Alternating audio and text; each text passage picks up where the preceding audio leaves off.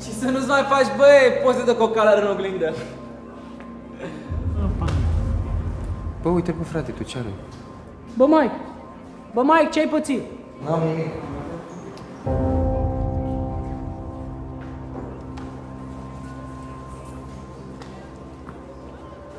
Asta ce vreau... Bă, ce ați avut, mă, cu fratele meu? Dar cine este? Ce vreau să stau... Nu știu. Bă, care-i problema? Bă, ce-ar fi, mă, să vă confund și eu acum și să vă rup capul la toți, a? Rupe-te, mă, de aici. Rupe-te, bă, de aici dacă nu vrei să te luăm și pe tine la o serie. Bă, e ultima dată când vă spun.